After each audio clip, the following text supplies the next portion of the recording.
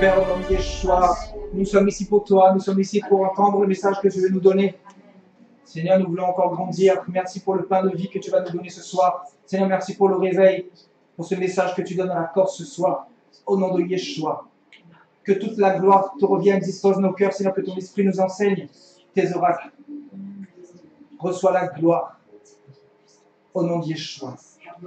Amen. Alléluia, gloire à Dieu. Ça va bien? Amen. Gloire à Dieu. Amen. Bien, bien. Très bien. On va partager la parole? Amen. Alléluia. Alléluia. Est-ce que vous pourrez peut-être éteindre vos téléphones ou vous mettre sur silence pour ne pas être dérangé? D'accord?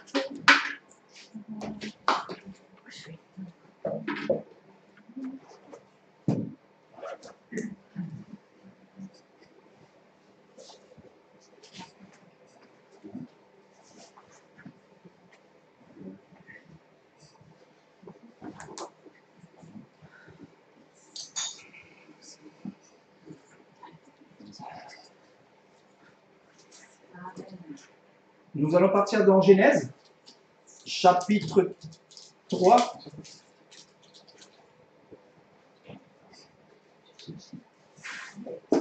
Genèse, chapitre 3, à partir du verset 7 jusqu'au verset 20. Allez, on va lire jusqu'au verset 24. Donc je répète, Genèse, chapitre 3, à partir du verset 7 jusqu'au verset 24. Donc le thème de ce soir, c'est la véritable couverture spirituelle. Amen. Alléluia. Donc si tu peux nous faire la lecture, mon frère. À partir du verset 4. Hein. À partir du verset 7. Ah, leurs yeux à tous, leurs yeux à tous les deux s'ouvrirent et ils prirent conscience qu'ils étaient nus. C'est bien ça, ouais. Ils attachèrent des feuilles de figuier ensemble et s'en firent des ceintures. Quand ils entendirent la voix de l'Éternel, Dieu en train de parcourir le jardin vers le soir, l'homme et sa femme se cachèrent loin de l'Éternel Dieu au milieu des arbres du jardin. Cependant, l'Éternel Dieu appela l'homme et lui dit : « Où es-tu ? » Il répondit : « J'ai entendu ta voix dans le jardin et j'ai eu peur, parce que j'étais nu. Alors je me suis caché. » L'Éternel Dieu dit : « Qui t'a révélé que tu étais nu ? Est-ce que tu as mangé du fruit de l'arbre dont je t'avais interdit de manger ? » L'homme répondit : « C'est la femme que tu as mise à mes côtés qui m'a donné de ce fruit, et j'en ai mangé. » L'Éternel Dieu dit à la femme : « Pourquoi as-tu fait cela ? » La femme répondit : « Le serpent m'a trompé et j'en ai mangé. » L'Éternel Dieu dit au serpent : « Puisque tu as fait cela, tu seras maudit par tout le bétail et tous les animaux sauvages. Tu marcheras sur ton ventre et tu mangeras de la poussière tous les jours de ta vie. Je mettrai l'hostilité entre toi et la femme, entre ta descendance et sa descendance. Celle-ci t'écrasera la tête et tu lui blesseras le talon. » Il dit à la femme : « J'augmenterai la souffrance de tes grossesses. C'est dans la douleur que tu mettras des enfants au monde. Tes désirs se porteront vers ton mari, mais lui, il dominera sur toi. » Il dit à l'homme : « Puisque tu as écouté ta femme et mangé du fruit au sujet duquel je t'avais donné cet ordre, tu n'en mangeras pas. Le sol est maudit à cause de toi. C'est avec peine que tu en tireras ta nourriture tous les jours de ta vie. Il te produira des ronces et des chardons, et tu mangeras de l'herbe des champs. C'est à la sueur de ton visage que tu mangeras du pain, et c'est jusqu'à ce que tu retournes à la terre, puisque c'est d'elle que tu as été tiré. Oui, tu es poussière, et tu retourneras à la poussière. » Adam appela sa femme Ève, car elle devait être la mère de tous les vivants. L'Éternel Dieu fit des habits en peau pour Adam et pour sa femme, et il les leur mit. L'Éternel Dieu dit : « Voilà que l'homme est devenu comme l'un de nous pour la connaissance du bien et du mal. Maintenant, empêchons-le de tendre la main, de prendre aussi du fruit de l'arbre de vie, d'en manger et de vivre éternellement. » Ainsi l'Éternel Dieu le chassa du jardin d'Éden pour qu'il cultive la terre d'où il avait été tiré. Après avoir chassé Adam, il posta à l'est du jardin d'Éden les chérubins qui agitent une épée flamboyante pour garder le chemin de l'arbre de vie. Amen. Amen. Alléluia. Gloire à Dieu. Donc lundi, pour ceux qui étaient là, on avait vu les deux temples. Nous avons vu qu'il y avait deux temples. Donc, d'un côté, le trône des hommes, et de l'autre côté, le trône de Dieu. Et nous avons vu que les véritables chrétiens étaient assis avec Jésus dans les lieux célestes. Nous avons vu que ceux qui appartiennent à Jésus dépendent que de Jésus. Parce que Dieu nous a appelés à vivre par la foi. Amen. Amen. Amen. Alléluia. Nous savons que dans ce monde, Satan a mis un certain nombre de religions pour rendre dépendants les hommes. Dépendants des systèmes, mettre des jougs, rendre les chrétiens dans la servitude. Donc Satan, en fait, c'est un Dieu qui vient nous contrôler pour mieux nous asservir, pour mieux nous dépouiller, pour mieux nous localiser, afin de, littéralement, de nous envoyer dans le lac de feu. C'est pour ça qu'il va mettre un certain nombre de religions en place, parce qu'il va singer Dieu. Donc nous avons vu que Jésus avait son église, et Satan avait aussi son église.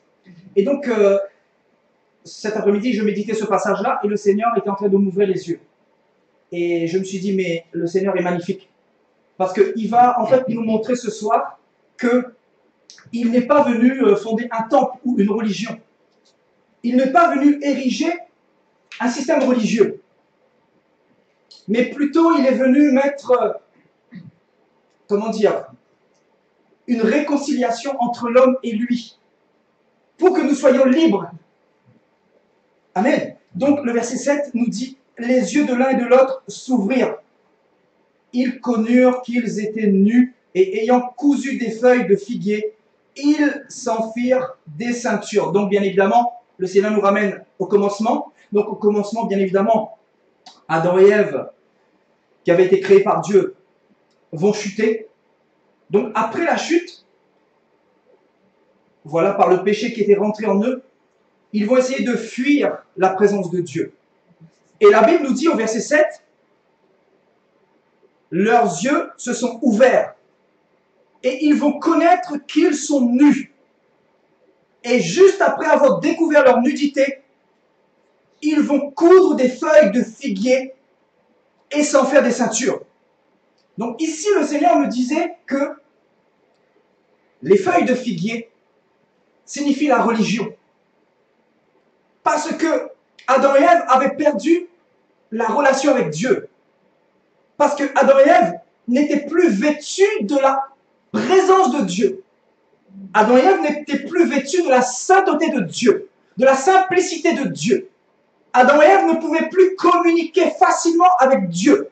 Donc la première chose qu'ils vont faire, c'est de se faire des feuilles de figuier, afin de cacher leur nudité. Et le Seigneur me disait que les feuilles de figuier ici symbolisent la religion. Donc nous voyons, dès que Adam et Ève vont chuter, la première chose qu'ils vont faire, c'est se tourner vers la religion, vers un système religieux, pour essayer de rentrer dans les exigences de Dieu, pour essayer de se cacher, pour essayer de se camoufler, pour essayer de cacher leur hypocrisie, pour essayer de cacher leurs fautes. Donc ici, les feuilles de figuier signifient la religion. Et ça signifie énormément de choses. Donc au commencement, dans Genèse 1, dans Genèse 2, quand le Seigneur va créer Adam et Ève, il n'a pas mis de temple. Il n'y avait pas de temple, il n'y avait pas de pierre, il n'y avait pas de briques, il n'y avait pas de système religieux. C'est-à-dire, Adam et Ève pouvaient discuter avec leur Dieu, avec leur Créateur. Il n'y avait pas de barrage, il n'y avait pas de barrière, il n'y avait pas de médiateur. Et là, après leur chute, le figuier va devenir un médiateur. Donc, ils vont ériger un système religieux. Parce que, dans Genèse 2, ils avaient été créés sans temple, parce que Dieu était leur temple. Parce qu'il n'y avait pas de médiateur. Ils pouvaient échanger librement avec Dieu. Parce qu'il n'y avait pas la connaissance du bien et du mal. Ils n'avaient pas encore chuté. Ils n'avaient pas encore désobéi. Mais quand ils vont commencer à désobéir, qu'est-ce qui va se passer? Vu qu'ils avaient perdu leurs habits glorieux, leurs habits de noces, leurs habits éternels, la première chose qu'ils vont faire, c'est se tourner vers des méthodes humaines, mettre des méthodes humaines en place. Et qu'est-ce qu'ils vont faire? Ils vont se cacher, mettre des feuilles de figuier. Donc se revêtir, non pas comme Dieu voudrait, mais comme eux voudraient. Donc en fait, Adam et Ève, au commencement, en fait, ce sont les premières personnes à mettre ici un système religieux, à se tourner vers un système religieux, parce qu'ils avaient perdu la présence de Dieu. Donc, ils vont commencer à se mettre des jougs. Ils vont commencer à essayer de se cacher, comme les chrétiens d'aujourd'hui, dans des temples. Parce que Adam et Ève, je le répète, Dieu ne leur avait pas donné de temple, parce qu'il était lui-même son temple, leur temple. Parce qu'il y avait un libre-échange, il n'y avait pas le péché, il n'y avait pas la désobéissance. Alléluia. Donc ici, les feuilles de figuier représentent la religion, représentent des jeux, représentent des systèmes des hommes, représentent de la tradition des hommes, représentent aussi l'hypocrisie. Alléluia. Et si nous descendons un peu au verset 20, la Bible nous dit « Adam donna à sa femme le nom d'Ève, car elle a été la mère de tous les vivants. L'Éternel Dieu fit à Adam et à sa femme des habits de peau et les en fit revêtir. » Donc on nous dit que Dieu va débarrasser Adam et Ève du système religieux duquel ils s'étaient vêtus. Donc Dieu va enlever les feuilles de figuier, donc ce système, ce joug, ce médiateur qui était entre Dieu et eux, pour les habiller à nouveau de peau d'animaux. Pour justement cacher leur nudité. Et ici, bien évidemment, la nudité est physique, mais aussi spirituelle.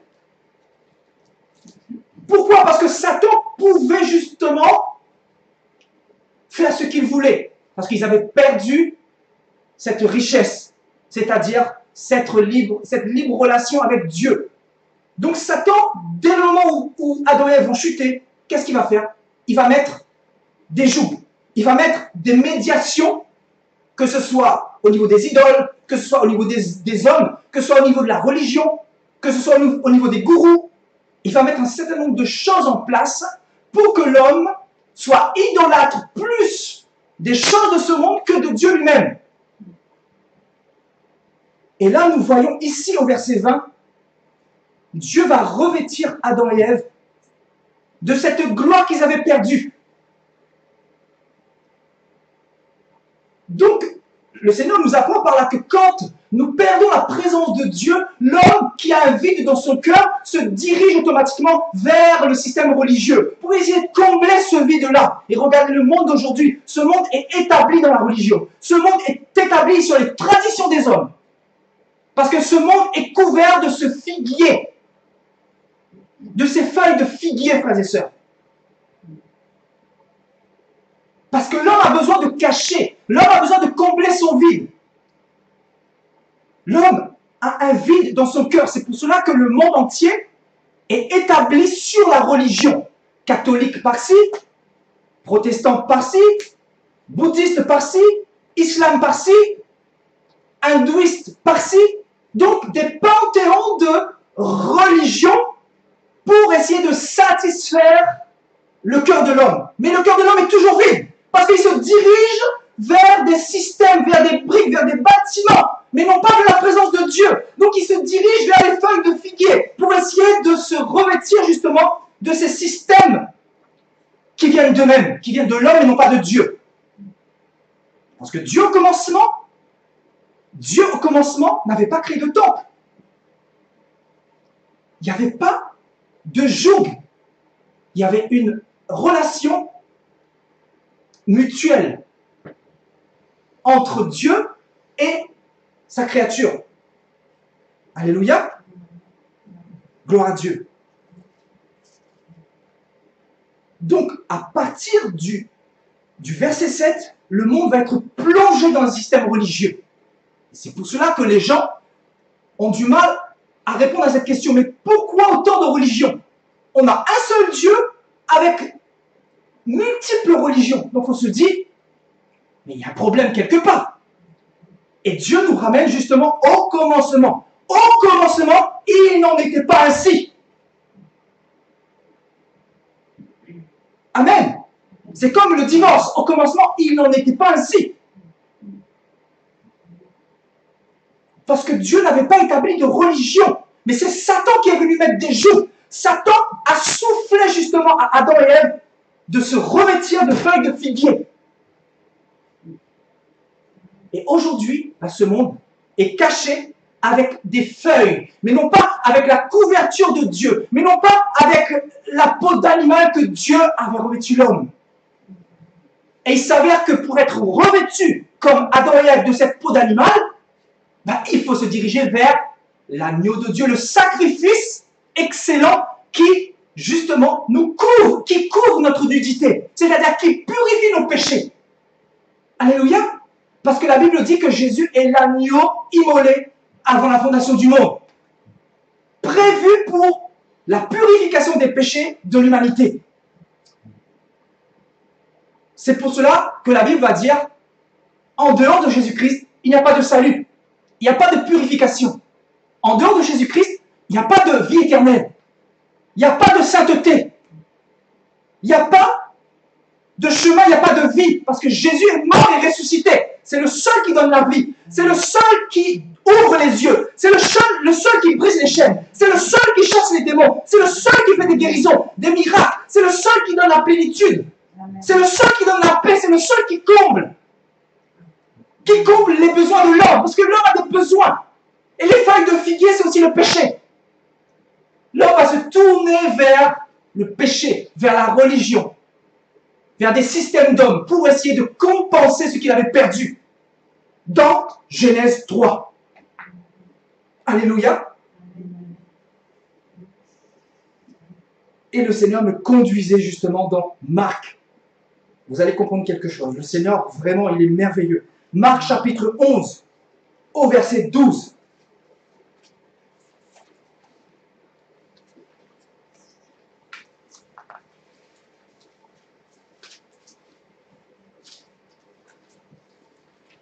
Est-ce que tu peux nous faire la lecture, s'il te plaît? Le lendemain, comme il quittait Béthanie, Jésus eut faim. Il aperçut de loin un figuier qui avait des feuilles et alla voir s'il y trouvait quelque chose. Waouh! Waouh! Continue. Mais quand il se fut approché, il ne trouva que des feuilles, car ce n'était pas la saison des figues. Alors Jésus prit la parole et lui dit, que plus jamais personne ne mange de ton fruit. Waouh! Continue. Et ses disciples l'entendirent. Ils arrivèrent à Jérusalem et Jésus entra dans le temple. Il se mit à chasser ceux qui vendaient et qui achetaient dans le temple.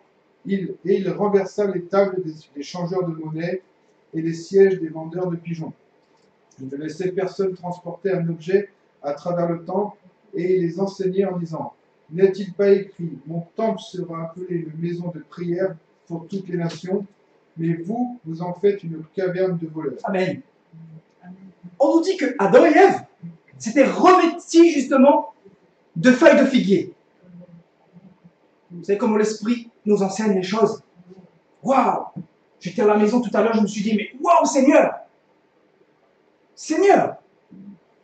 Le lendemain, après qu'ils furent sortis de Béthanie, Jésus eut faim, apercevant de loin un figuier qui avait des feuilles. Il allait voir s'il trouverait quelque chose. Et s'en étant approché, il ne trouva que des feuilles. car ce n'était pas la saison des figues. Bien évidemment, ce n'est jamais la saison, parce que le figuier, justement, le figuier ici représente la religion. Et Jésus est en train de nous dire que dans ce figuier-là, il n'y a pas de fruits. Ce figuier-là ne produit pas de fruits. La Bible nous dit que Jésus alla pour voir si ce figuier portait des fruits. Et s'en étant approché, il ne trouva que des feuilles. Car ce n'était pas la saison des figues.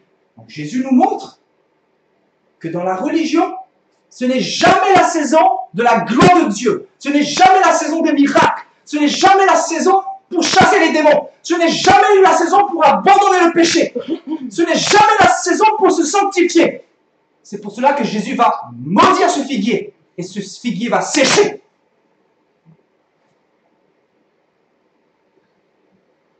Vous voyez, il n'y a pas d'hasard dans la parole de Dieu.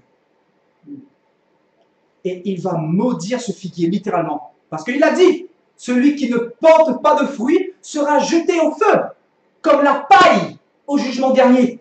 N'est-ce pas? D'un côté, nous avons le blé, et d'un côté, l'ivraie. Les feuilles ici qui vont sécher parce qu'ils ne portent pas de fruits.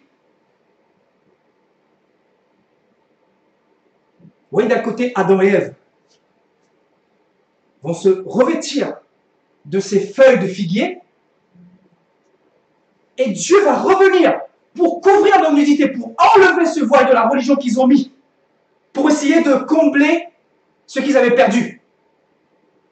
Et l'homme va retomber dans le même piège parce que la semence du serpent était rentrée dans son cœur. Donc il va mettre des systèmes religieux. Et il s'avère qu'aujourd'hui, les églises, justement, ce sont des figuiers. La religion, ce sont des figuiers. Les religions, ce sont des figuiers. Les dénominations, ce sont des figuiers. Comment reconnaître que toutes ces choses, ce sont des figuiers? Parce qu'à l'intérieur, il n'y a pas de fruits. Jésus disait quoi dans Matthieu 7, verset 16? Vous les reconnaîtrez à leurs fruits. Il n'a pas dit vous les reconnaîtrez à leur costume cravate. Il n'a pas dit vous les reconnaîtrez à leur soutane, à leur piété, à leurs belles apparences. Mais vous les reconnaîtrez à leurs fruits. C'est pour cela que là où il n'y a pas de fruits, ben, il y a la malédiction. Parce que Jésus va maudire ce figuier justement. Est-ce que vous comprenez? Alléluia. Prenant alors la parole, il lui dit que jamais personne ne mange de ton fruit. Parce que c'est un fruit pourri, c'est un fruit qui contamine, c'est un fruit qui produit la mort. Parce que le fruit dont il est question ici, c'est le péché. Et le salaire du péché, c'est la mort. Alléluia. Parce que Jésus ne pouvait pas dire, venez mes petits enfants, mangez de ce figuier ou attendez l'année prochaine. Parce qu'il savait qu'il n'y aurait jamais aucun fruit dans ce figuier-là. Parce que les racines étaient établies sur le sable mouvant. Non pas dans le roc, non pas sur le fondement de Christ, non pas sur la sainteté, non pas sur la gloire de Dieu, non pas sur une racine inébranlable. Waouh!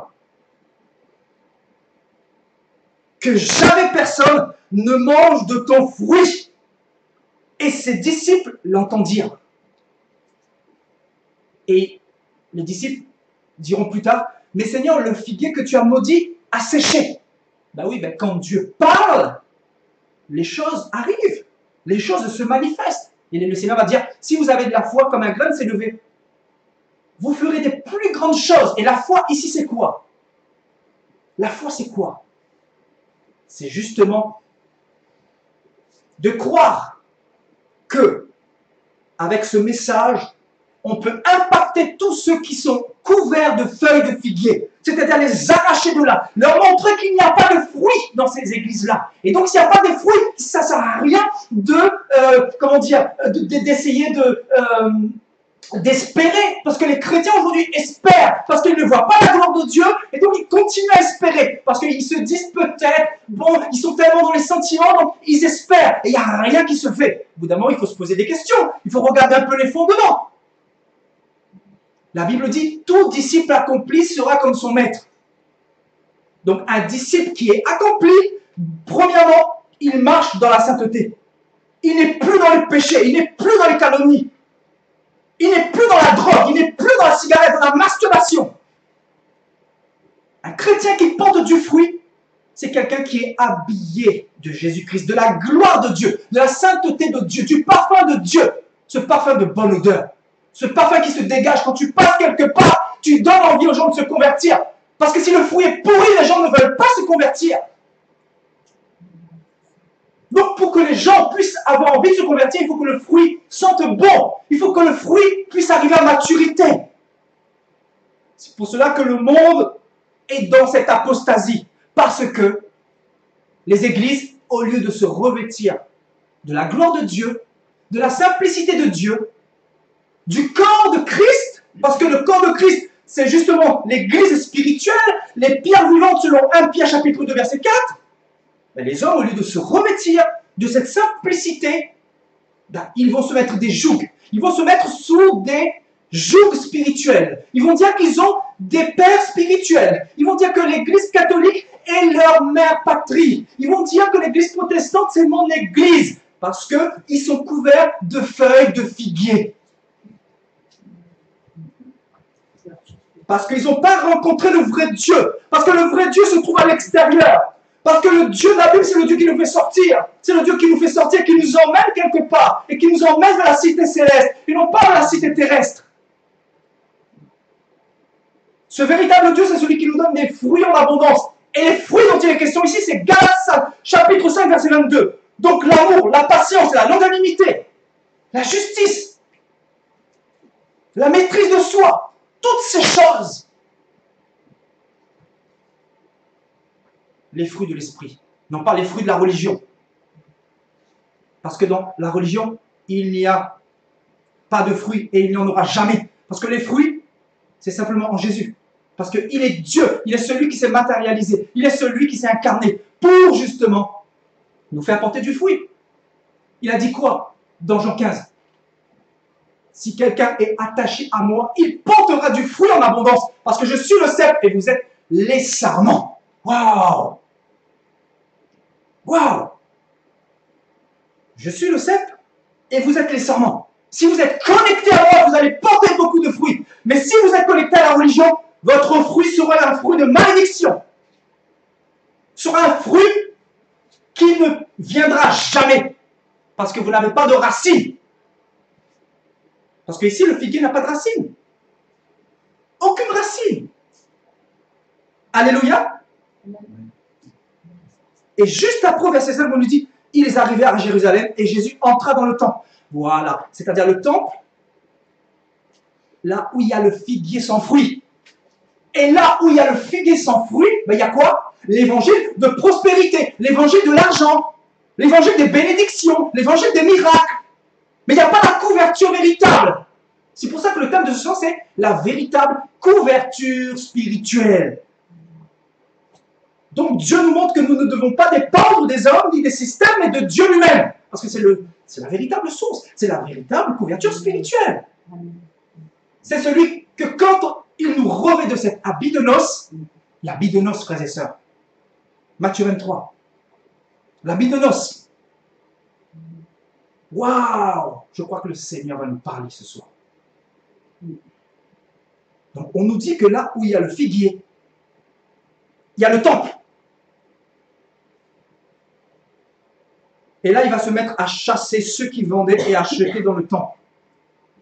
Parce qu'ils se sont servis justement de ce Dieu-là pour marchander, pour faire du commerce, pour blasphémer le nom de Dieu. Parce qu'on nous dit que Satan est tombé du ciel dans Ésaïe 14 et Ézéchiel 28 avec des pierres précieuses, avec du topaz, avec du diamant, avec de l'or, du chrysolite, etc. Avec toutes ces richesses. Et il a emmené toutes ces richesses dans les églises, dans les temples. Et on dit que ces temples, ce sont les temples de Jésus. Alors que ces temples signifient simplement les feuilles de figuier.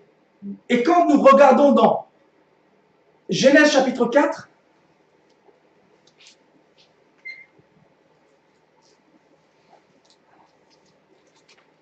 à partir du verset 16, est-ce que tu peux nous faire la lecture? le verset 16 et le verset 17.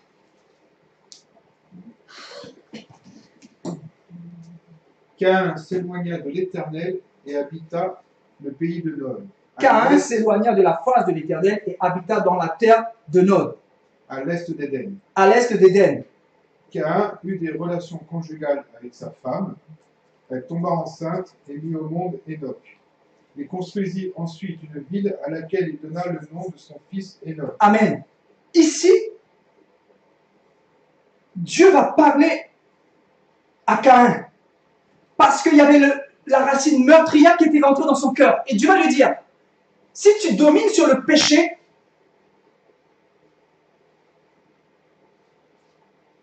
tu ne tueras littéralement pas ton frère. Parce que je te donne la capacité de pouvoir dominer sur ce péché-là. Et il s'avère que Caïn va faire tout le contraire. Il va tuer son frère parce que son frère a donné un sacrifice meilleur que lui.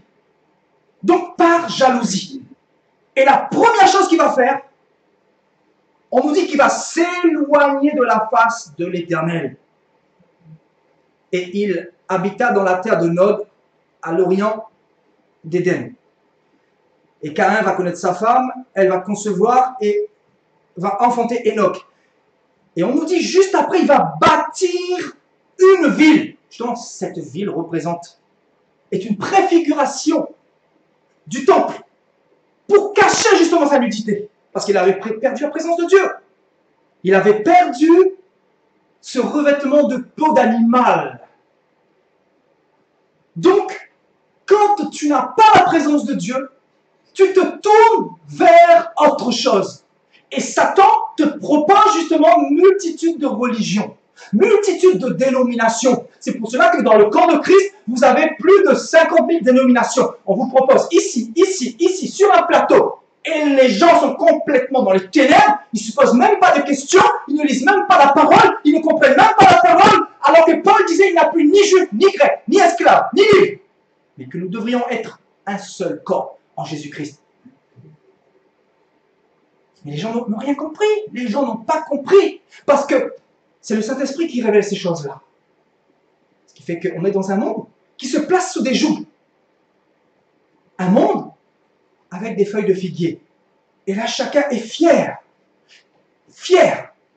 Et ils vont dans leur église. Et ils prétendent qu'ils vont à l'assemblée de Jésus. Alors que l'assemblée de Jésus est spirituelle. Nous l'avons vu cette semaine. Alléluia. Parce que Jésus est la tête. Et nous sommes le corps de Christ. Parce que le Saint-Esprit habite en nous. Nous avons vu que nous sommes assis en Jésus-Christ sur son trône dans les lieux célestes. Non pas sur le trône de la bête dans les temples. Alléluia.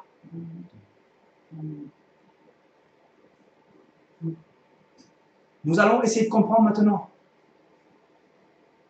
Qui a érigé? Voilà, nous avons vu que Adam et Ève étaient les premiers à mettre ce système religieux en place. Et leur fils, leur propre fils, va suivre leur cheminement. Parce qu'il y avait le péché qui était là. Maintenant, nous allons essayer de voir comment les choses vont évoluer dans Genèse 11. Genèse 11, à partir du verset 1. Est-ce que tu peux nous faire la lecture, Michael? Toute la terre avait une seule langue et les mêmes mots. Après avoir quitté l'Est, ils trouvèrent une plaine dans le pays de Shinéar et s'y installèrent. Ils se dirent l'un à l'autre, allons, faisons des briques et cuisons-les au feu. Allons, faisons des briques et cuisons-les au feu. Continue. La brique leur servit de pierre La brique leur servit de pierre et le bitume de ciment. et le bitume leur servit de ciment. Continue. Ils dirent encore, allons, construisons-nous une ville et une tour dont le sommet touche le ciel et faisons-nous un nom afin de ne pas être dispersés sur toute la surface de la terre. Amen. Là, on nous parle de la mondialisation de Satan qui se fait à travers justement ce système de feuilles de figuier. Nous avons vu que les feuilles de figuier représentent la religion, représentent les briques, représentent les systèmes humains, représentent la tradition, la culture des hommes.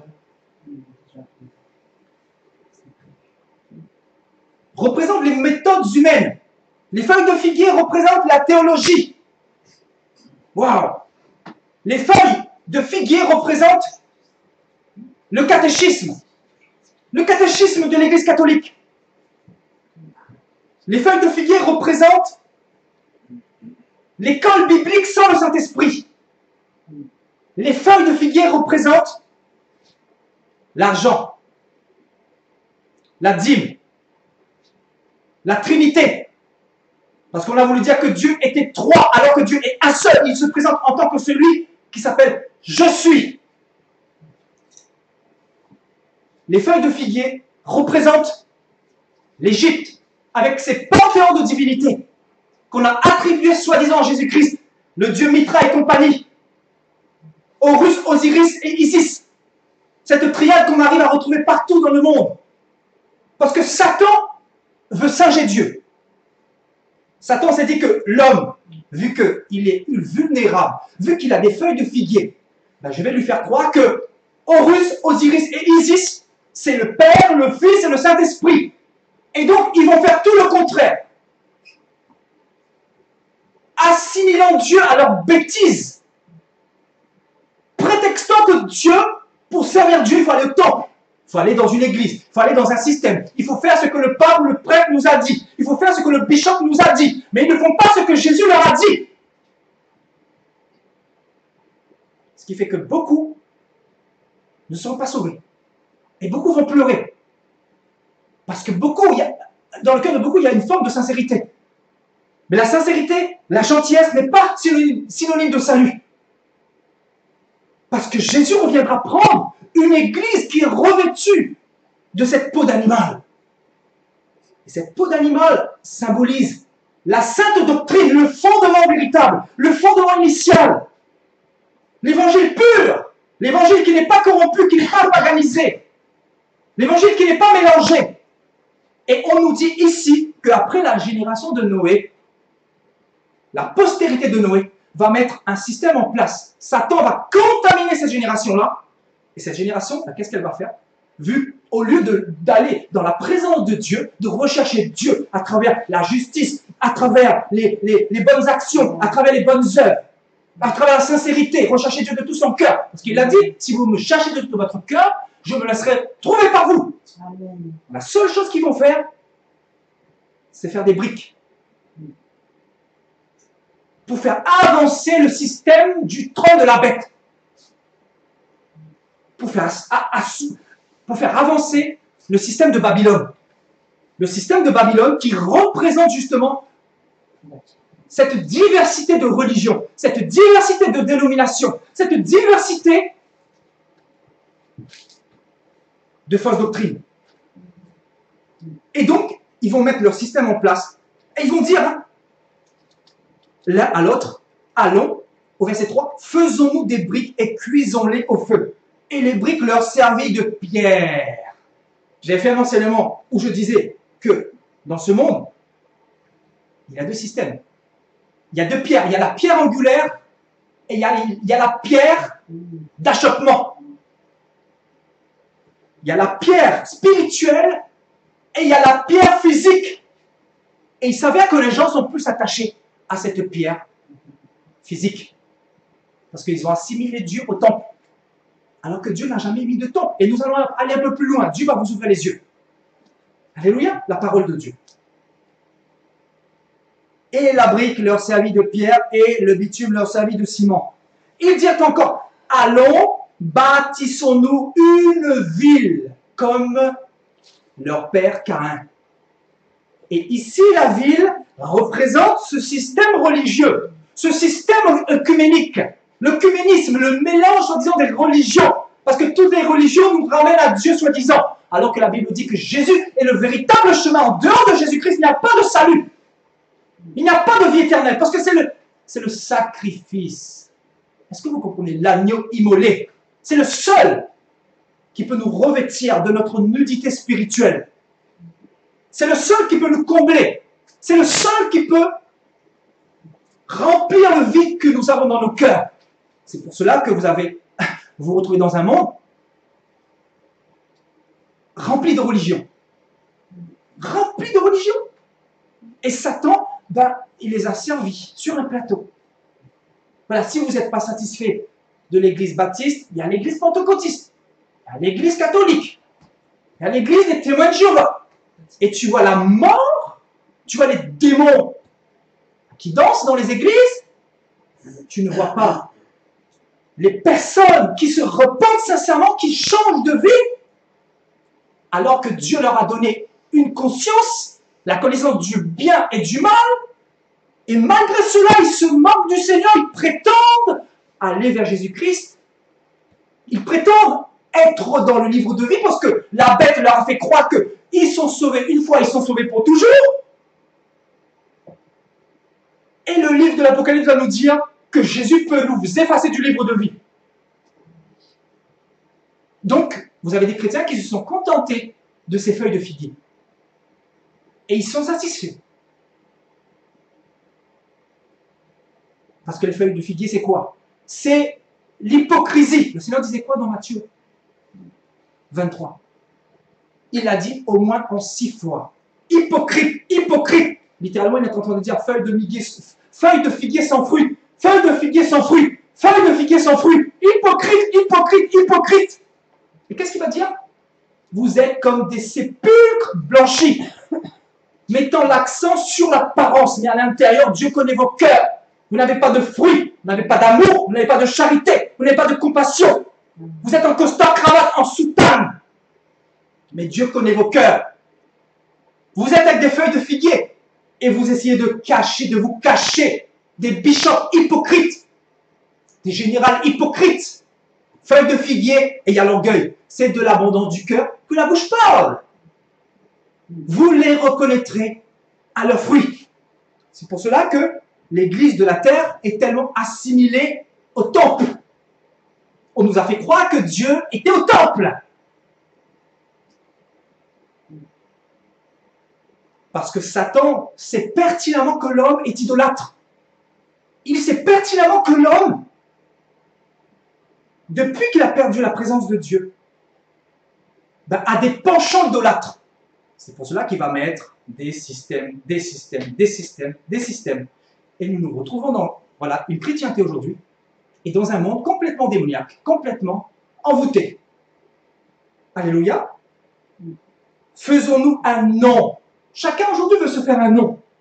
Est-ce que vous comprenez la parole? Là où il y a un système dénominationnel, là où il y a une religion baptiste, pentecôtiste, témoin de Jéhovah, mormon, faisons-nous un nom. Ils ont besoin de porter un nom. Ils ont besoin d'être affiliés à une organisation, à une pastorale. Ils ont besoin d'un joug, parce qu'ils ont reçu quelle semence? La semence du figuier, sans fruit. Pas de fruits. Pas de fruits. Alléluia. Faisons-nous un nom afin que nous ne soyons pas dispersés. Waouh! Maintenant, nous allons essayer de comprendre ce que c'est que le temple pour Dieu. Parce que, bien évidemment, nous avons, soi-disant, des églises qui disent qu'il y a Jésus dedans. Donc, nous allons voir ce que Dieu nous dit, ce que c'est le temple pour Jésus, pour Dieu. Amen. Nous allons partir dans 2 Samuel, chapitre 6. Est-ce que tu peux nous faire la lecture, s'il te plaît? 2 Samuel, chapitre 6, plutôt 2 Samuel, chapitre 7, le verset 1 jusqu'au verset 16.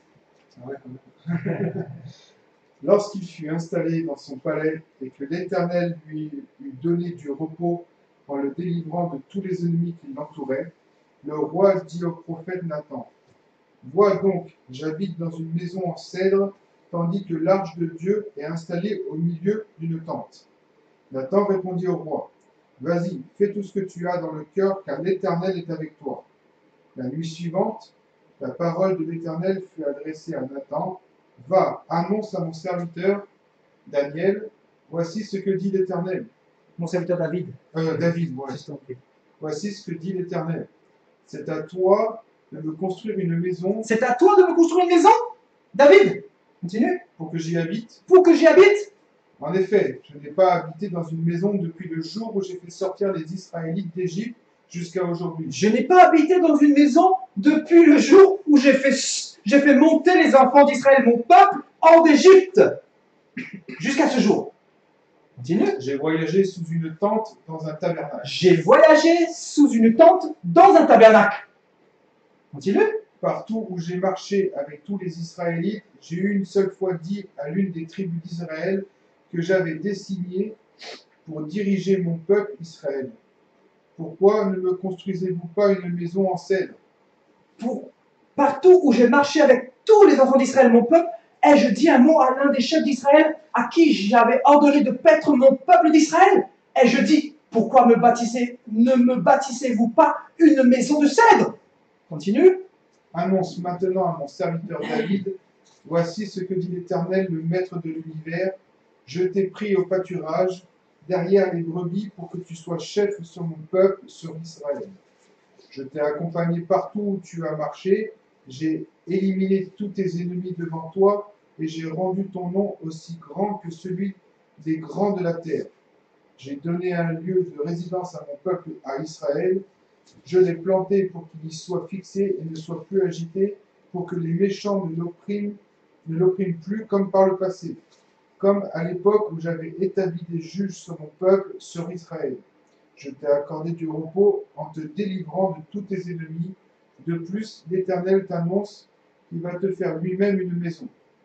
Quand ta vie prendra fin et que tu seras couché avec tes ancêtres, je ferai surgir après toi ton descendant, celui qui sera issu de toi, et je l'affermirai sur ton règne. Ce sera lui qui construira une maison en l'honneur de mon nom. Je t'affirmerai pour toujours le trône de son royaume. Je serai pour lui un père, il sera pour moi un fils. S'il fait le mal, je le punirai avec le bâton des hommes, avec les coups des humains, mais je ne lui retirerai pas ma grâce comme je l'ai fait avec Saül, que j'ai écarté de ton chemin.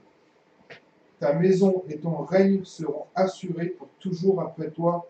Ton trône sera affermi pour toujours. Amen. Alléluia. Là, c'est l'Éternel qui parle. L'Éternel parle à Israël. Et l'Éternel va dire à mon serviteur David, parce que David a voulu construire éventuellement un temple pour Dieu. Et Dieu va lui dire, je n'ai point habité dans une maison depuis le jour où je vais monter les enfants d'Israël. On voit que le Dieu qui n'avait pas érigé de temple sous Adam et Ève, c'est le même Dieu. Il va continuer dans la même lancée, c'est-à-dire il va diriger son peuple à travers des temps, de tente en tente, avec l'arche de l'alliance à l'intérieur. L'arche de l'alliance qui symbolise le Saint-Esprit, qui symbolise la tête. Israël qui symbolise le corps. Amen. Donc Israël qui suit la tête. Et à l'extérieur, il y avait l'église des hommes. L'église des hommes, bien évidemment, ce sont les autres religions, les autres dieux, les Baals, les Astartés, les dieux étrangers, etc. Donc nous voyons toujours deux corps. Dans la loi de Moïse, il y avait deux corps également. Il y avait le corps de Dieu, avec l'arche de Dieu, la tête, et Israël qui symbolisait les membres de Christ. Comme nous le voyons sur l'Église. Parce que la Bible dit que la loi était un pédagogue. La loi, à travers la loi, il y a la révélation de Jésus-Christ. Donc nous le voyons au fur et à mesure des livres. Alléluia. Et il va dire, j'ai fait monter les enfants d'Israël hors d'Égypte jusqu'à ce jour. J'ai voyagé sous une tente et dans un tabernacle.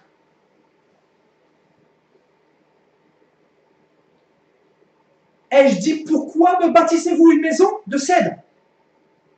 Maintenant, tu diras à mon serviteur David, nous allons partir au verset 12. Quand tes jours seront accomplis et que tu seras couché avec tes pères, j'élèverai ta postérité après tes pères. J'élèverai ta postérité après toi, celui qui sortira de tes entrailles, je l'affermirai. J'affermirai son règne.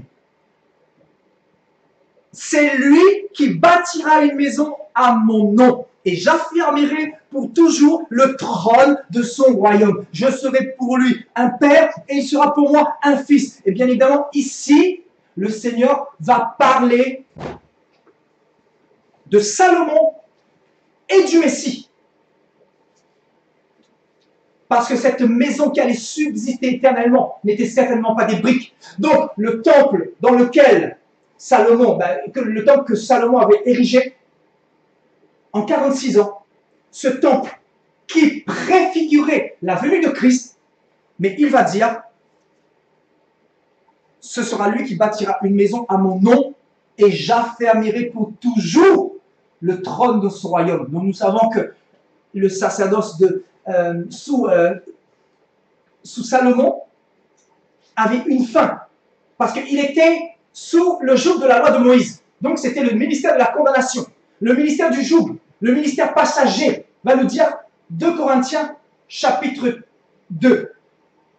Le ministère passager. Donc ici, le ministère permanent, il s'agit bien, bel et bien du Messie qui allait venir ériger le véritable temple. Le véritable temple que nous avons vu lundi dans Jean chapitre 2. Alléluia. Et nous allons y aller, frères et sœurs. Donc je répète, ce sera lui qui bâtira une maison à mon nom et j'affermirai pour toujours le trône de son royaume. Donc pour toujours, à perpétuité, un trône qui n'a point de fin. Par justement ce sacrifice expiatoire, l'agneau immolé qui allait venir et qui allait mourir une fois pour toutes, afin que tous ceux qui désireraient avoir le salut, qu'ils puissent accepter Jésus-Christ et être sauvés. Maintenant, nous allons partir dans Jean chapitre 2. Parce que ici, on nous parle justement de ce passage de Jean chapitre 2.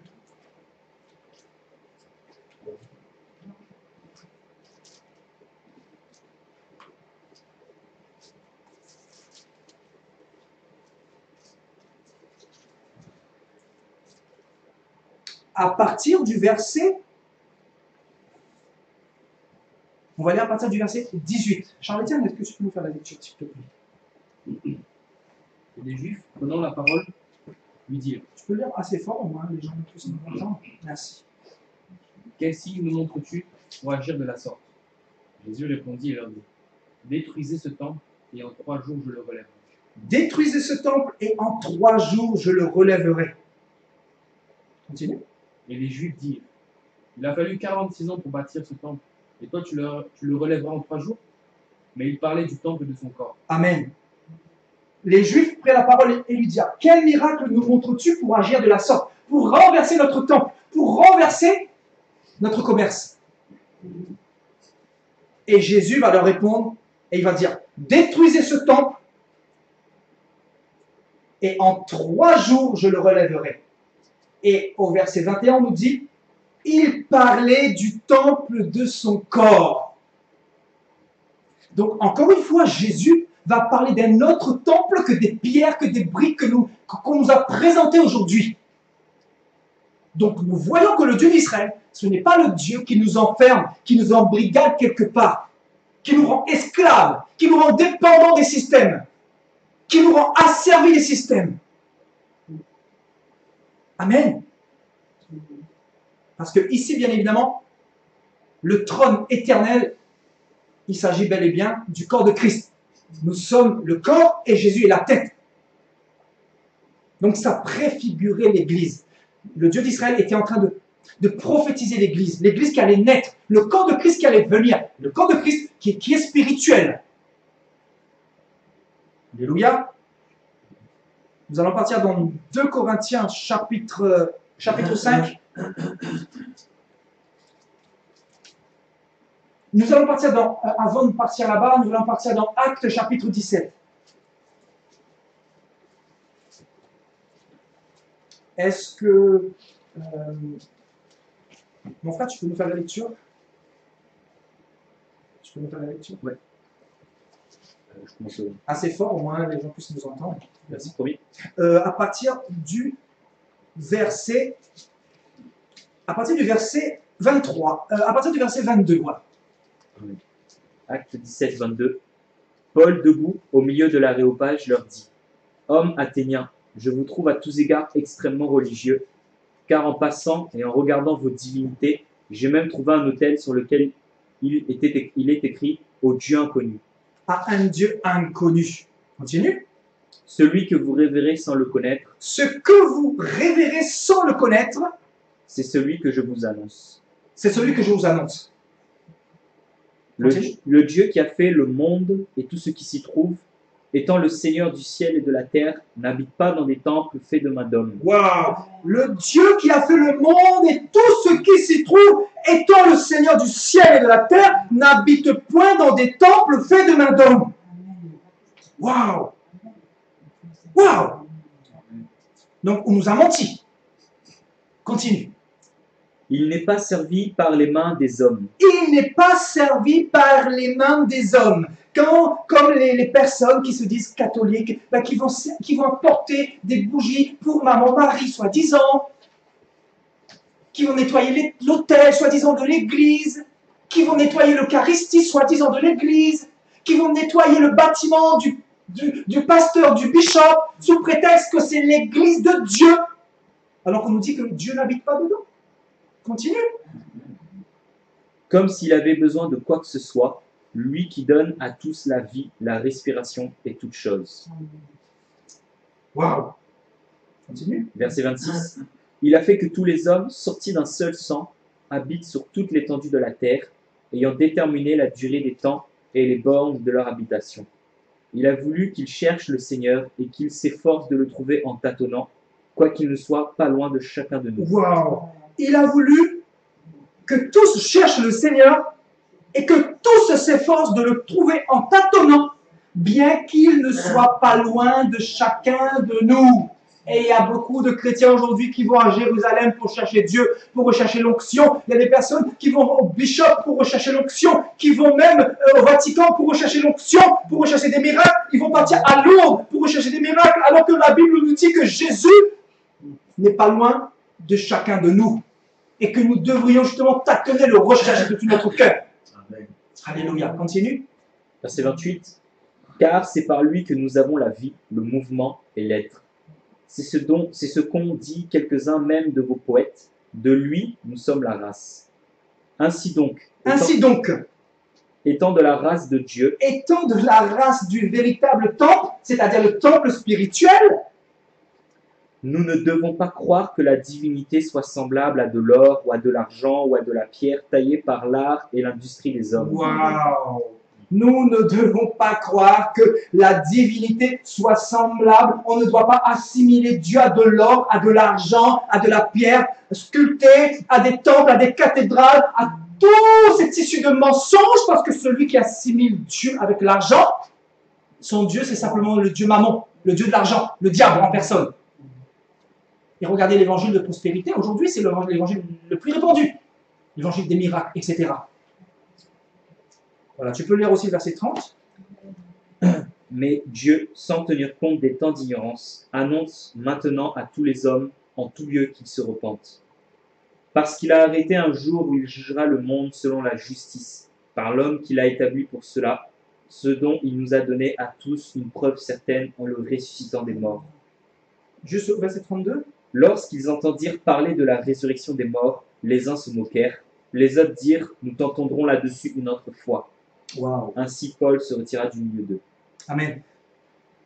On nous dit qu'ici, il y avait des moqueurs, bien évidemment. Quand on donne la vérité, il y a toujours des moqueurs. Mais on verra jusqu'à quand vous allez vous moquer. Parce que le jour de l'enlèvement, c'est la parole qui va peser, le pour et le contre. Donc on nous dit ici, il y en a beaucoup qui révèrent Dieu tous les dimanches sans le connaître. Et Jésus va jusqu'à même dire, mon peuple m'honore des lèvres, mais son cœur est éloigné de moi. C'est en vain qu'il m'honore, en enseignant des préceptes qui sont des commandements d'hommes, s'établissant leur propre justice, s'établissant leurs propres principes, leur feuille de figuier, leur principal système. Ce qui fait que les nations aujourd'hui, voilà, ils ont leur feuille de figuier. Et ils disent qu'ils sont de Dieu. Et ils révèrent un Dieu qu'ils ne connaissent pas. Parce qu'ils ont assimilé Dieu à de l'art, à de l'industrie de l'homme, etc., à de l'argent. Ils ont assimilé Dieu à des pierres. Waouh! Waouh! On va partir dans 2 Corinthiens chapitre 5.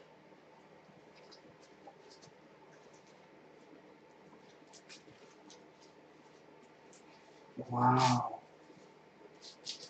Waouh! On va lire le chapitre 5, le verset 1, 2, 3, mais on va lire aussi le chapitre 4 à partir du verset 16.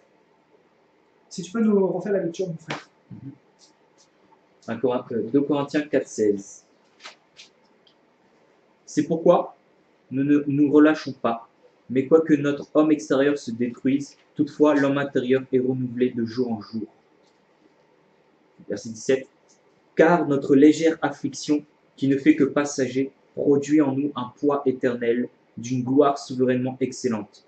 Puisque nous ne regardons pas aux choses visibles, Puisque nous ne regardons pas aux choses visibles, c'est-à-dire au temps, aux Mais- pierres, au système d'hommes, continue, mais aux invisibles. mais aux choses invisibles. L'Église du Seigneur regarde aux choses invisibles, au trône invisible de Dieu, à Dieu qui est invisible. Continue. Car les choses visibles ne sont que pour un temps, mais les invisibles sont éternels. Car les choses visibles sont passagères et les invisibles sont éternelles. Continue le chapitre 5 à partir du verset 1. Car nous savons que si notre habitation terrestre, qui n'est qu'une tente, est détruite, nous avons un édifice de Dieu qui n'a pas été fait de main d'homme, Qui n'a pas été fait de main d'homme. à savoir une maison éternelle dans les cieux. On a une maison éternelle dans les cieux. Et Satan veut vous faire croire que votre bâtiment tous les dimanches, c'est l'église du Seigneur. Waouh, continue. Verset 2. Car c'est aussi pour cela que nous gémissons, désirant avec ardeur d'être revêtus de notre domicile céleste. Waouh, on nous dit qu'on a un domicile céleste. Et Satan vous dit que votre domicile, c'est le trône de la bête tous les dimanches, servir le pasteur. Et on vous a réduit à cela. On vous a réduit à cela, frères et sœurs. Waouh, c'est grave. Notre domicile est céleste, chrétien. Que personne ne vous trompe, que personne ne vous dise venez à l'église tous les dimanches, parce que vous lui dites que l'église c'est la tête, c'est Jésus, et que vous êtes intégralement dans le corps de Christ. Il faut qu'on arrête de nous tromper. Amen, continue. Verset 3. Si toutefois nous C'est sommes- fort ici, c'est fort. Waouh, waouh, waouh. Vas-y. Je deviens fou quand j'ai la parole de Dieu comme ça. C'est waouh. Si toutefois nous sommes trouvés vêtus et non pas nus. Redis fort. Si toutefois nous sommes trouvés vêtus et non pas nus. Waouh. Et de quel revêtement il s'agit ici? De la peau d'animal, c'est-à-dire l'agneau Amen. immolé. Et non pas des feuilles de figuier. Waouh. Acclamons le Seigneur, frères et sœurs. Alléluia. Gloire à Dieu. Waouh. Si du moins nous sommes trouvés vêtus et non pas nus. La nudité ici, c'est la religion, encore une fois. Nous l'avons vu. Les bâtiments, tout ça, ce système établi sur les hommes. Il continue. Verset 4. Car nous qui sommes dans cette tente, nous gémissons, étant accablés, vu que nous désirons non pas d'être dépouillés, mais d'être revêtus, afin que ce qui est mortel soit absorbé par la vie. Or, celui qui nous a formés à cela même, c'est Dieu qui nous a donné les arts de l'esprit. Nous avons donc toujours confiance, et nous savons qu'en demeurant dans ce corps, nous sommes loin du Seigneur, car nous marchons par la foi et non par la vue. L'église du Seigneur marche par la foi et pas par la vue. La vue, c'est quoi? C'est le temple, c'est les bâtiments, c'est un endroit figé, un endroit statique. C'est toujours les mêmes habitudes, la religion. Tandis que celui qui marche par la foi, c'est comme Abraham. Il marche, mais il ne sait pas où il va. Mais bien évidemment, c'est Jésus qui est la tête, donc il marche avec Jésus. Et Jésus le conduit où? vers le royaume des cieux. Parce que Jésus disait, repentez-vous parce que le royaume des cieux est proche. Il n'a pas dit le bâtiment ou le bishop est à côté. La foi. Voilà l'église que le Seigneur reviendra chercher. Et nous allons partir dans 2 Corinthiens, un petit peu avant. 2 Corinthiens chapitre 3. Waouh! On va lire à partir du verset 10. Voilà, tu peux faire la lecture bien fort. À partir du verset 10. Et même de ce point de vue, ce qui était glorieux a perdu son éclat à cause de la gloire qui lui est supérieure. En effet, si ce qui était passager a été marqué par la gloire, ce qui est permanent sera bien plus glorieux. Puisque nous avons une telle espérance, Dis fort. puisque nous avons une telle espérance, nous faisons preuve d'une grande assurance. D'une petite assurance. D'une grande assurance. Vous savez quelle version, les garçons? De JC. Oui, mais qu'est-ce qui est écrit? C'est une grande liberté. Voilà, c'est liberté le terme. Ah ouais. Amen, la vraie, voilà, c'est liberté. Donc, vas-y, reformule-nous bien fort. Ayons donc une telle espérance, nous usons d'une grande liberté dans les paroles. Waouh! D'une petite ou d'une grande liberté? D'une grande liberté. Il faut avoir une grande liberté. Pourquoi on nous met des jougs?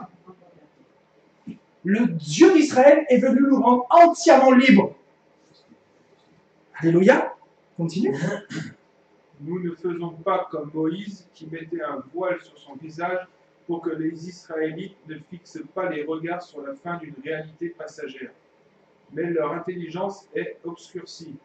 Jusqu'à aujourd'hui, en effet, le même voile reste lorsqu'ils font la lecture de l'Ancien Testament et ils ne se lèvent pas parce que c'est en Christ qu'il disparaît. Waouh. Et ici, c'est fort. Vas-y. Jusqu'à aujourd'hui, quand les écrits de Moïse sont lus, un voile recouvre leur cœur. Mais lorsque quelqu'un se convertit au Seigneur, Mais lorsque quelqu'un se convertit au Seigneur, le voile est enlevé. le voile est ôté. Le voile, c'est quoi? Jésus a déchiré le voile du temple, n'est-ce pas? Oui. Alléluia. Continue. Or, le Seigneur, C'est fort. c'est l'Esprit, et là où est l'Esprit du Seigneur, là est la liberté. Là où est l'Esprit du Seigneur et la servitude, Non, Là où et la prison, et le bâtiment d'église. Et quoi? la liberté. La liberté. C'est fort. Amen. On a voulu nous emprisonner. Waouh. Waouh. Et le Seigneur va dire dans Jean chapitre 16,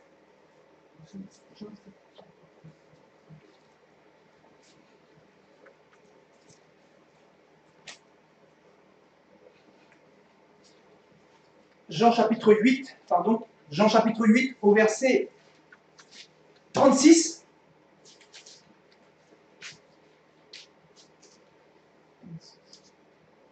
Vas-y Charles-Étienne. Si donc le Fils vous affranchit, vous serez véritablement libre. Si le Fils de l'homme vous affranchit, vous serez réellement libre. Si donc le Fils vous libère, vous serez réellement libre. Réellement libre. Pourquoi libre? Parce que le corps de Christ n'est pas contrôlé. Le corps de Christ est contrôlé par la tête. Donc nous sommes libres. Nous ne sommes pas contrôlés par des hommes, par des systèmes des hommes. Alléluia. Alléluia. Nous allons partir encore un peu plus loin dans 1 Pierre chapitre 2.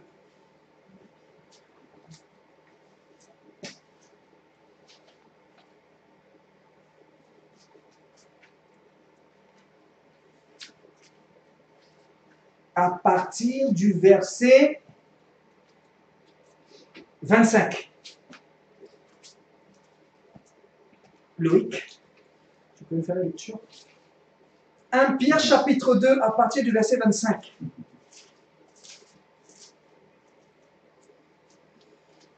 Pierre chapitre 2, verset 25.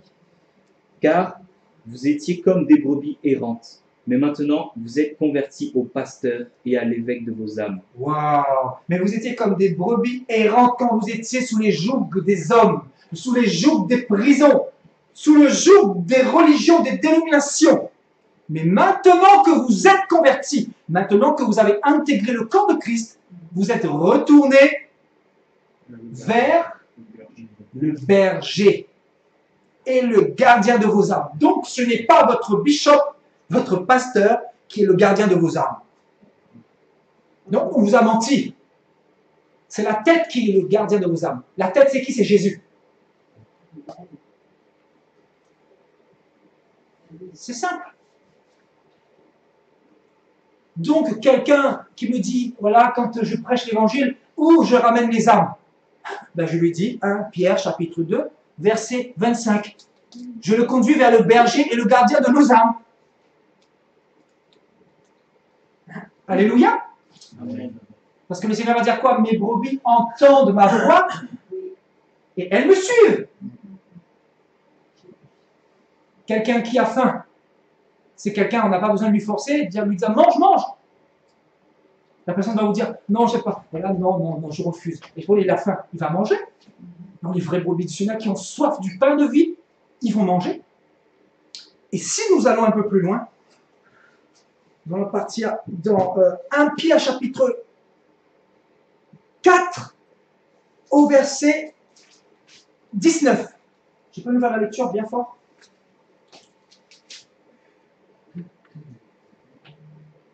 Ainsi que ceux qui souffrent selon la volonté de Dieu s'en remettent à lui comme au fidèle Créateur en faisant ce qui est bien. S'en remettre à qui?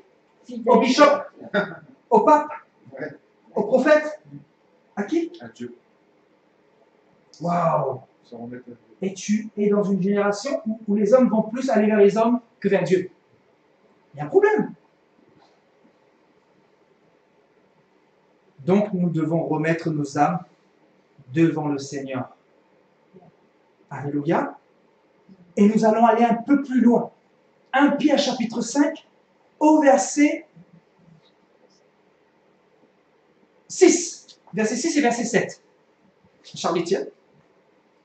Humiliez-vous donc sous la puissante main de Dieu, afin qu'il vous élève quand le temps sera venu. Remettez-lui tout ce qui peut vous inquiéter, car il prend soin de vous. Amen. Déchargez-vous sur lui de tous vos soucis, car lui-même prend soin de vous. On nous dit que Dieu prend soin de nous. Et les hommes arrivent en nous disant, viens dans mon église, je vais prendre soin de toi, je vais te donner l'onction, je vais te donner la parole, alors que la Bible nous dit que c'est Dieu lui-même qui nous donne l'onction. Donc, frères et sœurs, arrêtons de devenir esclaves des hommes. Soyons dépendants de Dieu d'abord. Ensuite, nous pouvons nous communier fraternellement. Amen. Nous pouvons passer du temps ensemble comme ce soir. Si je vous partage cette parole, c'est parce que Jésus m'a donné cette parole aujourd'hui même. Et à 6 heures, quand j'étais en train de méditer la parole. Ce n'est pas la théologie, ce n'est pas le figuier qui m'a transmis cette exhortation. C'est une oracle qui vient de Dieu. Et Dieu veut nous délivrer. C'est ça le message pour la Corse. C'est ça le message pour les nations. Déchargez-vous sur lui. Et il va dire, venez à moi, vous tous qui êtes fatigués et chargés, et je vous donnerai du repos. Le repos, c'est Christ. On ne va pas tarder à terminer, on va partir dans Jean, chapitre 10. Dieu va nous bénir également dans ce chapitre-là, parce que ça va rejoindre en fait tout ce qu'on a vu. En fait, la Bible s'est remplie de la simplicité de cette liberté, justement. Waouh! Vas-y. Chapitre 10 au verset 1. En vérité, je vous le dis, celui qui n'entre pas dans l'enclos des brebis par la porte, mais s'y introduit par un autre endroit, est un voleur et un brigand. Mais celui qui entre par la porte est le berger des brebis. Le gardien lui ouvre et les brebis écoutent sa voix. Il appelle par leur nom les brebis qui lui appartiennent et il les conduit dehors. Et il est conduit où? Dehors. Waouh! Je l'ai lu hier soir, ça. Il est conduit où? C'est fort. Dehors. Et le Seigneur s'adresse à qui ici? À ses brebis. Les brebis entendent sa voix. Il appelle les brebis par leur nom. Qui lui appartiennent? Qui appartiennent pas à la bête. Et il les conduit. Dehors. Sortez du milieu d'elle, mon Quelle peuple. grâce qu'on a. C'est ça. Sortez du milieu d'elle, mon peuple. Amen. Fuyez Babylone. Continue. Lorsqu'il les a toutes fait sortir, il marche devant elle et les brebis Waouh, le waouh, suivent. waouh, waouh, waouh, waouh, waouh, waouh. Parce qu'elle connaît Wow. ça. Amen. Lorsqu'elle les a fait sortir, les brebis le suivent. Pourquoi les brebis le suivent? Selon vous, pourquoi? Parce que Jésus est la tête et nous sommes le corps. Et nous sommes attachés au corps. Donc, nous suivons la tête et nous ne suivons pas les systèmes des hommes. Alléluia. Donc, le message aujourd'hui, c'est quoi pour tout le monde? Suivez Jésus. Amen. C'est Jésus, l'agneau immolé. C'est Jésus qui va vous consoler. Jésus va briser vos joues. Amen. Jésus va vous pardonner vos péchés. Amen. Jésus va vous donner l'assurance du salut. Jésus va vous libérer de vos joues.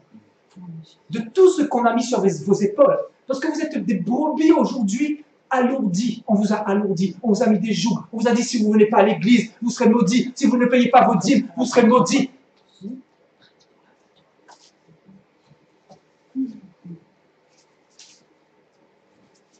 Voilà tous les prophètes de Babylone qui vous mettent des jougs. Des personnes qui vont aller dans le lac de feu, qui auront des comptes à rendre, qui seront jugées plus sévèrement. C'est pour ça que beaucoup vont avoir des surprises. Beaucoup vont avoir des surprises. Parce qu'au lieu de mettre en pratique la parole de Dieu, ils vont s'associer avec ceux qui sont couverts de feuilles de figuier. Ils vont chercher le pain rassis et non pas le pain de vie. Et continue au verset 5. Waouh! Elles ne suivront pas un étranger, Elles ne suivront pas un étranger, mais elles fuiront au contraire loin de lui, mais elles fuiront loin de lui, parce qu'elles ne connaissent pas la voix des étrangers. parce qu'elles ne connaissent pas la voix des étrangers. Waouh! Allez, continue. Jésus leur dit cette parabole, mais ils ne comprirent pas de quoi il leur parlait.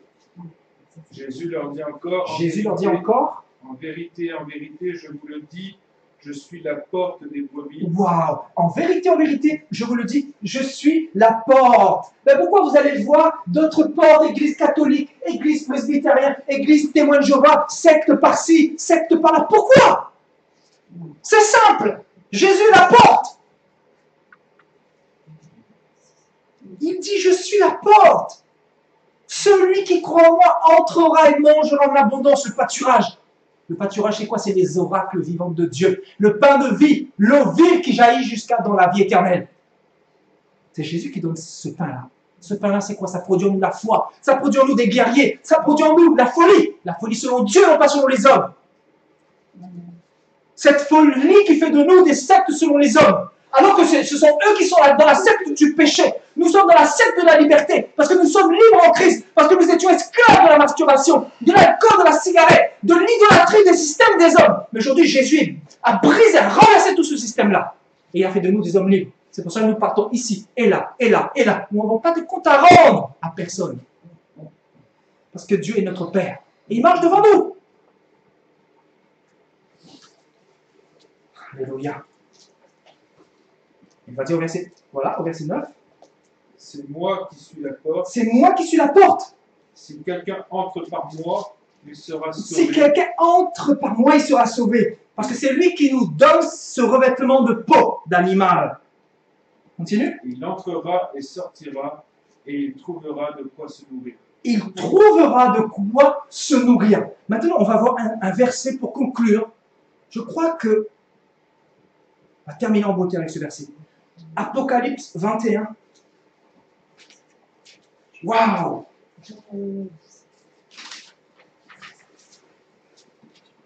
Apocalypse 21. Tu vas nous le lire, d'accord? Lève-toi et lis bien fort. Voilà. À partir du verset 22. Waouh! Je ne vis pas de temple dans la ville, car le Seigneur, le Dieu Tout-Puissant, est son temple ainsi que l'agneau. Waouh! On nous dit que le temple de la nouvelle ville, c'est Dieu lui-même. C'est-à-dire, il est notre temple. Waouh! Alléluia! Jésus est notre temple. Je ne vis point de temple dans la ville qui va arriver bientôt. Parce que lui-même est notre temple. Pourquoi notre temple? Parce que nous sommes dans son corps.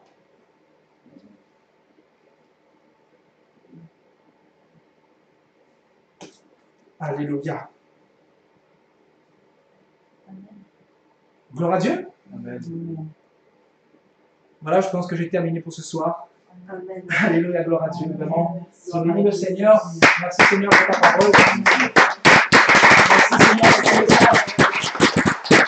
Je mérite toute la gloire Seigneur parce que c'est toi. Seigneur, c'est toi qui nous donnes tes oracles vivants, Seigneur. Toute la gloire te revienne, Seigneur mon Dieu. Je prie, Seigneur, que tous ceux qui entendront ce message, cette prédication qui vient de ta parole, Seigneur, seront délivrés au nom de Yeshua. Délivre-les, Seigneur mon Dieu, là où ils se trouvent. Que ton esprit brise leurs chaînes maintenant au nom de Yeshua. Au nom de Yeshua, que ton esprit maintenant, Seigneur, descende maintenant là où sont ton peuple. Au nom de Yeshua, Seigneur, viens briser leurs jougs, viens briser leurs chaînes, viens briser toutes ces forteresses que le diable a mis dans leur vie au nom de Yeshua. Seigneur mon Dieu, enlève tous les jougs par ta parole. Délivre ton peuple, libère ton peuple, rends ton peuple libre, Seigneur. Rassemble ton peuple dans la liberté au nom de Yeshua. Seigneur, que ton esprit maintenant ôte tous les jougs. Je commande maintenant à toute maladie, maintenant dans vos corps au nom de Yeshua, de sortir de vos corps au nom de Yeshua, au nom de ce Dieu qui nous a donné ce message sur la libéralité ce soir, sur la liberté. Vous sortez tous les démons des corps maintenant au nom de Yeshua. Sortez des corps au nom de Yeshua. C'est un ordre que je vous donne. Là où vous vous trouvez, tous vos jougs maintenant sortent. J'ordonne que tous vos jougs s'en aillent maintenant. Là où vous vous trouvez, la puissance du Saint-Esprit, l'onction de Dieu descend dans vos corps. Et que tous vos jougs soient brisés maintenant là où vous êtes. Peu importe où vous êtes, le Saint-Esprit vous visite maintenant. Recevez la puissance de Dieu. Recevez l'onction de Dieu. Recevez cette puissance qui brise vos jougs maintenant. Au nom de Yeshua. Au nom de Yeshua. Au nom de Yeshua. Au nom de Yeshua. Il y a des jougs qui sont en train de tomber. Il y a des forteresses qui sont en train d'être ébranlées. Au nom de Yeshua. Merci pour ton épée maintenant, Seigneur, qui brise les chaînes maintenant. Merci pour ton épée, Seigneur, qui brise ces jougs maintenant au nom de Yeshua. Toi qui es alourdi, toi qui as des poids sur tes épaules, maintenant le Seigneur enlève ton joug là où tu te trouves.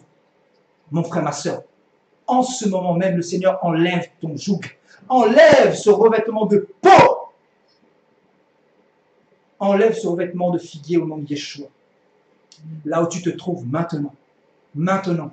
Je maudis toute cette paille de figuier autour de toi au nom de Yeshua.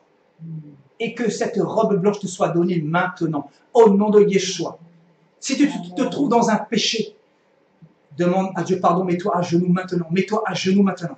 Au nom de Yeshua. Demande à Dieu pardon afin que le Seigneur enlève tes jougs. Parce que le Seigneur te dit qu'il veut enlever tes jougs. Mais tu dois demander pardon maintenant pour le péché dans lequel tu te trouves. Maintenant.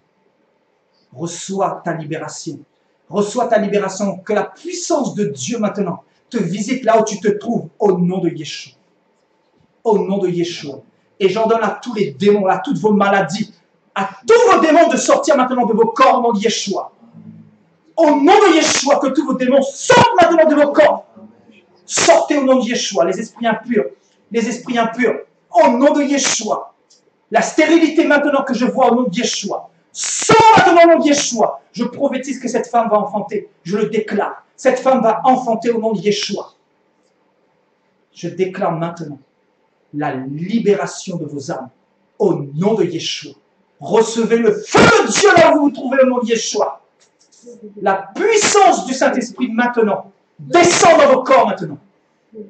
Que toute cette tristesse qui est dans ton âme, ma sœur, s'en aille maintenant. Cette tristesse s'en aille maintenant. Cette tristesse s'en va maintenant. Au nom de Yeshua, que ce manteau qui est sale soit enlevé maintenant au nom de Yeshua. Seigneur, merci de restaurer cette personne maintenant. Merci de restaurer cette personne maintenant, là où elle se trouve. Merci de visiter cette personne. Merci, Seigneur mon Dieu, pour ton esprit qui libère, qui affranchit maintenant au nom de Yeshua. Au nom de Yeshua. Seigneur, que tout ce qui a été prononcé, annoncé par tout le conseil du diable, par le gouvernement de Satan, au nom de Yeshua, soit nul, soit sans effet, soit caduc. Maintenant, je déclare que tout est annulé au nom de Yeshua. Je déclare maintenant que tous les décrets du diable contre ta vie, contre ta famille, contre tes enfants, au nom de Yeshua, est maintenant annulé dans le nom puissant de Yeshua. Au nom de Yeshua. Reçois ta guérison là où tu te trouves. Si tu as une douleur quelque part, mets ta main sur cette douleur maintenant au nom de Yeshua. Mets ta main sur cette douleur maintenant au nom de Yeshua. Et que cette douleur soit enlevée maintenant. Je commande à cette douleur de fuir maintenant. Je t'ordonne de quitter maintenant. Yeshua t'a vaincu. Tous les jours, je vous ordonne de quitter maintenant au nom de Yeshua. Sortez au nom de Yeshua.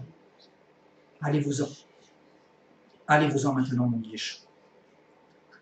Père, merci pour ta grâce. Merci pour ton amour.